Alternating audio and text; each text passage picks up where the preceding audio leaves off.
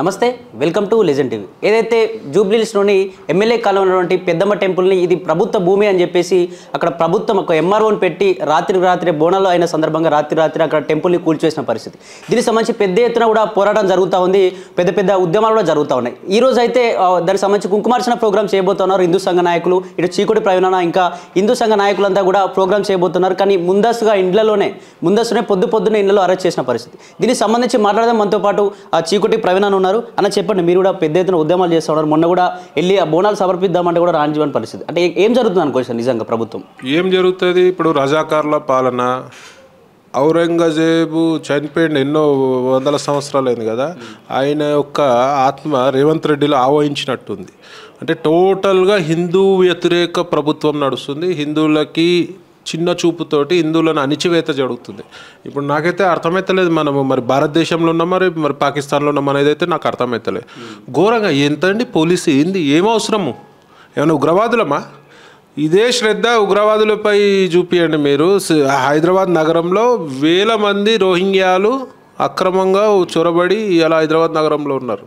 హైదరాబాద్లో sleeper cells ఉన్నారంటున్నారు. మరి వాళ్ళపై ఈ శ్రద్ధ పెట్టండి, హిందువులపై కాదు. మా గుళ్ళు గూలగొట్టి మా మనోభావాలు కించపరిచిన మీకు సిగ్గు లేకుండా ఇలా హౌస్ అరెస్టులు, మొత్తం టోటల్ పోలీసింగ్ వ్యవస్థ మొత్తం ఉన్న హైదరాబాదు చుట్టుపక్కల పోలీస్ అంతా కూడా ఇలా మా ఇంకా పడి మొత్తం మా హిందూ కార్యకర్తలను, హిందూ నాయకులని, బీజేపీ నాయకులను అందరినీ కూడా హౌస్ అరెస్ట్ చేసి.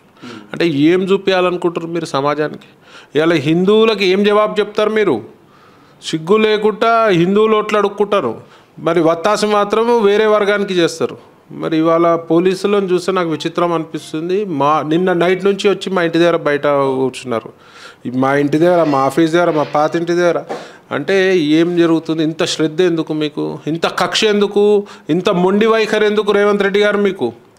ఆడ గుడి కూలగొట్టిన స్థలంలో 200 గజాలు 300 గజాలు ఏమని అడుగుతున్నాం. 1000 గజాలు ఇస్తారట, కానీ ఎక్కడో ఇస్తారంట. మా కాడ సెంటిమెంట్ 60-70 సంవత్సరాల నుంచి ఉన్న గుడి, ఆడ మాకు పవర్స్ ఉంటాయి, ఆడ విగ్రహ ప్రతిష్ట ఎప్పుడో జరిగింది కాబట్టి మా కాడ సెంటిమెంట్. ఇన్నేళ్ల నుంచి కనిపించని గుడి ఇవాళ ఎందుకు కనబడ్డది? ఇవాళ రోడ్డు కడ్డంగా ఎన్నో మసీదులు ఉన్నాయి, రోడ్డు కడ్డంగా ఎన్నో దర్గాలు ఉన్నాయి. మరి వాటికి చేస్తుర్రా? ప్రభుత్వ స్థలాలలో ఎన్నో మసీదులు ఉన్నాయి, దర్గాలు ఉన్నాయి, మరి వాటిని కూలుస్తుర్రా? ఉట్టి హిందూ దేవాలయాలే కనబడుతున్నాయని అడుగుతున్నా. అంటే ఇక్కడ ప్రభుత్వం ఏం చెప్తుంది అంటే, అక్కడ ఉన్న భక్తులు కూడా 70 సంవత్సరాల్లో పూజలు చేస్తున్నాం, ప్రతి ఏటా బోనాలు సమర్పించుకుంటున్నాం, మాకు కులదైవం కూడా కొలుచుకుంటున్నాం, ఎటువంటి సమస్యలు వచ్చినా మాకు పరిష్కారం జరుగుతుందని చెప్పేసి వాళ్ళు చెప్తున్నారు. కానీ ప్రభుత్వం ఏం చెప్తుందంటే, లేదు రీసెంట్గా గుడిని ఏర్పాటు చేశారు, అంతకుముందు 70 సంవత్సరాల నుంచి ఇక్కడ గుడి లేదు అని చెప్పి ప్రభుత్వం చెప్తోంది. నిజమేనా? అంటే గుడి లేదా, కావాలనే ఏమైనా జరుగుతుంది ఇక్కడ? ఇప్పుడు 12 ఎకరాల స్థలంలో మేము ఎంత అడుగుతున్నామండి? 150-200 గజాలు అడుగుతున్నాం. మరి ఆ 200 గజాలు ఏమో దేని గురించి అడుగుతున్నాము? గుడి గురించి అడుగుతున్నాం. 60-70 ఏళ్ళ నుంచి లేవంటే ఫోటోలు ఉన్నాయి, మీరు సాక్ష్యాలు తీయండి. ఆడ రాళ్ళు ఉన్నాయి, వాటిపై పెయింటింగ్లు ఉన్నాయి, గుడి ఆనవాళ్ళు ఉన్నాయి. ఎప్పటి నుంచో నిన్నమైన పెట్టింది కాదు అది. ఒకవేళ నిన్నమైన పెట్టిందంటే మేము కూడా అరే ఎందుకు అని అనుకుంటున్నాం, మేము కబ్జా చేద్దామని.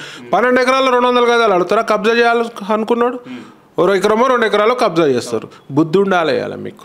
ఇవాళ వక్ఫ్ అన్న ఇవాళ దేవాలయాలకు సంబంధించిన కొన్ని వేల ఎకరాలు ఎంఐఎం, బీఆర్ఎస్ నాయకులు, కాంగ్రెస్ నాయకులు కబ్జా చేయండి. అవి తీయండి. మరి అవి ఎందుకు తీస్తలేరు? ఇవాళ చెరువులలో అడ్డగోలు బిల్డింగ్లు అయినాయి, వాటిపై ఎందుకు కొరడా చూపిస్తలేరు? పేదల ఇల్లు హైదరాబాద్ పేరు పెట్టి కూల్చారు. ఇలా ఫాతిమా కాలేజ్ ఎందుకు తీస్తలేరండి? 70% పైన అక్రమకు గురైంది. ఈడనంటే వేరే దగ్గర 1000 గజాలు ఇస్తారట. మరి అదే వేరే దగ్గర మరి ఫాతిమా కాలేజ్కి ఇవ్వండి, ప్రభుత్వ స్థలంలో ఇవ్వండి. చెరువు దగ్గర ఆక్రమించి చెరువు మొత్తం పొల్యూట్ చేస్తారు ఆ ఏరియాని. వాళ్ళకొక రూలు, మాకొక రూలు. అది ప్రైవేట్ వ్యక్తికి సంబంధించిన కాలేజీ, ఒక రాజకీయ నాయకుడు. ఇదేమో కోట్ల మంది హిందువుల మనోభావాలకు సంబంధించిన విషయం. మరి ఈడనేమో మమ్మల్ని కించపరుస్తున్నారు, వాడినేమో ఎత్తుకొని తిరుగుతారు. సిగ్గుండాలి ప్రభుత్వానికి. అంటే ఏదైనా టెంపుల్లో కానీ ఎక్కడైనా ఒక విగ్రహాన్ని అక్కడ నుంచి తీసుకెళ్ళాలి అంటే ఏదన్నా హోమం కానీ పూజలు కానీ చేయాల్సి ఉంటుంది. కనీసం ఎటువంటి హోమాలు పూజలు లేకుండా ఒక ఎంఆర్ఓ వచ్చి దగ్గర నుండి కూర్చుండి మరి అక్కడ నుంచి విగ్రహాన్ని తీసుకెళ్ళి ఎక్కడో దాచిన పరిస్థితి. అంటే దీన్ని ఎట్లా చూసుకున్నా ఈ ప్రభుత్వం ఎందుకు ఇట్లా జరుగుతుంది అనుకోవచ్చు అసలు? అంటే వీళ్ళకి సెంటిమెంట్స్ లేవండి. గెలిచే ముందు సెంటిమెంట్లు, గెలిచిన తర్వాత ఏముండయి. అధికార అహంకారంతో ఉన్నారు. ఇలా రాజ్యాలు పోయినాయి అహంకారం వచ్చి నెత్తిలే కళ్ళకి. ఇది పెద్ద విషయమే కాదు. ఇలా దేశంలో దిక్కే లేదు ఇలా కాంగ్రెస్కి. ఇట్లాంటి చర్యలకు పాల్పడితే మరి హిందువులు ఓట్లకు దూరం అవుతారు, హిందువుల కోపానికి దూరం అవుతారు. ఇవాళ ప్రతి ఒక్క హిందూ తిట్టుకుంటుర్రు. కాంగ్రెస్ ప్రభుత్వాన్ని, ఏమి బుద్ధి లేని ప్రభుత్వం అని చెప్పి. సో ఇవాళ అక్కడే మాకు గుడి కావాలి, అక్కడే గుడి ఇచ్చే వరకు ఈ పోరాటం ఆగదు. ఇవాళ ఆపిరు కదా, ఎన్ని రోజులు ఆపుతారు? ఎంతమందిని ఆపుతారు? ఎన్నిసార్లు ఆపగలుగుతారు? రేపు లక్షల మంది వస్తారు, ఆపగలుగుతారా? ఆపలేరు కదా. ఇవాళ మేము శాంతియుతంగా కుంకుమార్చన చేసుకుంటామని 500-1000 మంది పోలీసులు, ఒక 500 మంది హిందూ కార్యకర్తలని హౌస్ అరెస్టు, హిందూ లీడర్లను హౌస్ అరెస్టు, బీజేపీ నాయకులను హౌస్ అరెస్ట్. ఎందుకంత మీకు అంత భయం ఎందుకు? ఇవాళ మేము విజయం సాధించినాం. ఇవాళ 100% మేము విజయం సాధించినాం. ఇది ఇక్కడికి ఆగిపోదు. ఎన్నిసార్లు అరెస్ట్ చేస్తారో చూస్తాం, ఎంతమందిని అరెస్ట్ చేస్తారో చూస్తాం. మీ పోలీస్ శాఖలో జనాలు సరిపోరు, మీ స్టాఫ్ సరిపోరు. మా హిందువులు కదిలితే లక్షల మంది రోడ్డు మీదకి వస్తే, హిందువులు కదిలితే మాత్రం సరిపోరు. ఇవాళ మీరు ఇంత మొండి వైఖరి ఎందుకు? 200-300 గజాలు ఇయ్యనికి అంత మొండి వైఖరి ఎందుకు? అంటే ఆ కబ్జా చేయాలి, ఆ స్థలాన్ని ఆడ ఓన్కో అప్పచెప్పే ప్రయత్నంలో ఉన్నారు. వాడు గుడి ఉందని చెప్పినట్టున్నారు. కాబట్టి ఇట్లాంటి కార్యక్రమాలు చేస్తున్నారు. అంటే ఇక్కడ భారత రాజ్యాంగం దృష్ట్యా నడుస్తుంది ఈ ప్రభుత్వం కావచ్చు, ఈ దేశ పరిపాలన కావచ్చు. భారత రాజ్యాంగం ప్రకారం ఏదైనా టెంపుల్ అక్కడ నుంచి తీసివేయాలంటే భక్తుల యొక్క అనుమతి కంపల్సరీ అవసరం ఉండాలి. కనీసం భక్తుల యొక్క అనుమతి లేకుండా కూడా అదే మంగళవారం రోజు బోనాలు సమర్పించుకున్నాక ఎక్కడ వాళ్ళు అక్కడ ఇళ్ళలోకి వెళ్ళిపోయిన తర్వాత ఎవరు లేని సమయం తీసుకొని వచ్చి కూల్చేయడం. అంటే ఎందుకు ఇట్లాంటివి జరుగుతూ ఉన్నాయి అనుకోవచ్చాను. ఇప్పుడు దొంగల లెక్క మధ్యరాత్రి వచ్చి కూల్చేసారు అంటే వీళ్ళకి చెప్తున్నా కదండి, హిందువుల మనోభావాల పట్ల వీళ్ళకి ఏమాత్రం శ్రద్ధ లేదు. హిందువుల మనోభావాలను కించపరచాలనే ఉద్దేశమే ఉంది. ఇదే ఒక దర్గాని మస్జిద్ తీసే దమ్ముందా? ఉండదు. ఎందుకంటే అలా సంకలనం ఆకుతుంటారు కాబట్టి. సో అంటే ఈ ప్రభుత్వం ఇప్పుడు మనము ఓట్లేసిన హిందువులకు సిగ్గుపడాలి, ఇవాళ ఎమ్మెల్యేలు సిగ్గుపడాలి. ఈ ఎమ్మెల్యేలు ఏ ముఖం పెట్టుకొని ఓట్లు అడుగుతారు? మరి మీరు హిందువులు గారా? మీరు పూజలు చేయరా? మీరు సెంటిమెంట్లు లేవా? మంత్రులకు సిగ్గుండాలి. ఇంత అన్యాయం జరుగుతుంటే మంత్రులకు సిగ్గు ఉండాలి. 200-300 గజాలు ఇవ్వలేరా? ఇప్పుడు ప్రభుత్వ పాలన ప్రజల పాలన ఉండాలి. ప్రజలు కోరుకుంటారు ఇవాళ అక్కడ దేవాలయం కావాలని. మీకేం నొప్పి అవుతుంది? ఇవాళ తెచ్చిపెట్టింది కాదు కదా దేవాలయము, ఓవర్నైట్ తెచ్చిపెట్టింది కాదు కదా. అసలు విగ్రహం తీసే ధైర్యం ఎట్లా చేసారు నాకు ఇప్పటికి అర్థమవుతలేదు. శాపానికి గురవుతారు, చూసుకోండి. అమ్మవారి శాపానికి ఘోరంగా గురవుతారు చెప్తున్నారు. ఇక్కడ కాంగ్రెస్ ఏం చెప్తుందంటే జూబ్లీహిల్స్లో ఉప ఎన్నికలు వస్తున్నాయి కాబట్టి అక్కడ బీజేపీ జెండా ఎగరవేయడం కోసమే ఈ హిందూ సంఘ నాయకులందరినీ ఒకతాటిపైకి తీసుకొచ్చి మత రాజకీయాలు చేస్తుంది ఈ బీజేపీ అని చెప్పేసి మన కాంగ్రెస్ నాయకులు మాట్లాడుతూ ఉన్నారు. అంటే అట్లాంటిది ఏమైనా జరుగుతుందని ఇక్కడ? ఇప్పుడు మత రాజకీయాలు చేసేటోళ్ళే వీళ్ళు. సిగ్గు లేకుండా ఒక మంత్రి, ఇప్పుడు మంత్రి, అప్పుడు ఎలక్షన్ టైంలో కాంగ్రెస్ పార్టీ ముస్లింలు ఉంటేనే కాంగ్రెస్ పార్టీ అని సిగ్గు లేకుండా స్టేట్మెంట్ ఇచ్చారు. ఇప్పుడు మత రాజకీయాలు ఎవరు చేస్తారు? ఇవాళ మీరు వచ్చి దేవాలయం కూలగొడితేనే కదా మేము వచ్చింది. మీరు అవకాశమే ఇవ్వద్దు మీరు మాకు. ఇవాళ కూలగొట్టకపోతే ఎందుకు వస్తాం మేము?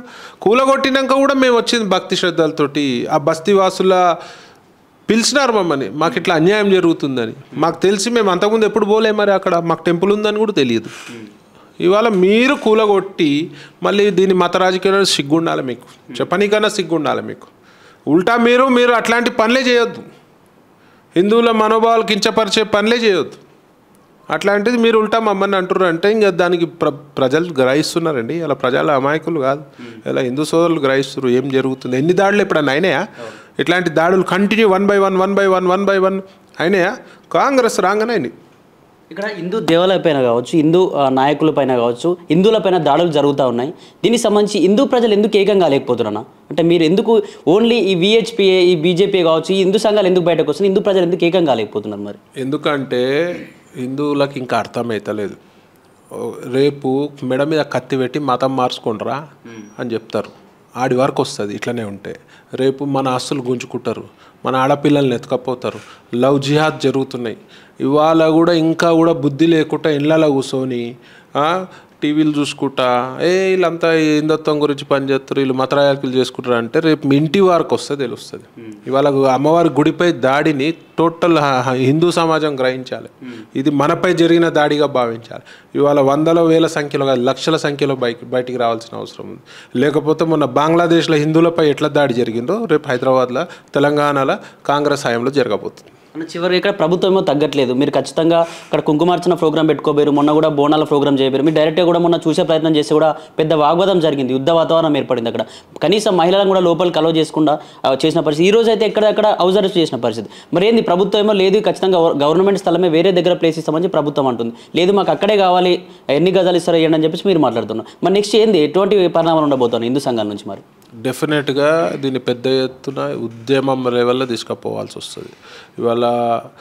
ఇవాళ ఎవరైతే హిందువులు రాలేదో బయటికి వాళ్ళందరూ కూడా వస్తారు. ఇప్పుడు ఇక్కడ హైదరాబాద్ నుంచి కాకుండా చుట్టుపక్కల ఉన్న జిల్లాలకు వెళ్ళి కూడా రావాలని చెప్పి పిలుపునియడం జరుగుతుంది. మరి వేల సంఖ్యలో లక్షల సంఖ్యలో వస్తే మీ చట్టాలు ఆపుతాయా, మీ ప్రభుత్వాలు ఆపుతాయా, మీ పోలీసు యంత్రాంగం ఆపుతుందా? ఆపలేరు. మరి ఆడి వరకు తెచ్చుకోకుండా ఇమీడియట్గా గవర్నమెంట్ ఒక డిసిషన్ తీసుకొని అన్ని గజాలు గుడికి కేటాయించాల్సిందే మనవి చేస్తాం. Thank you.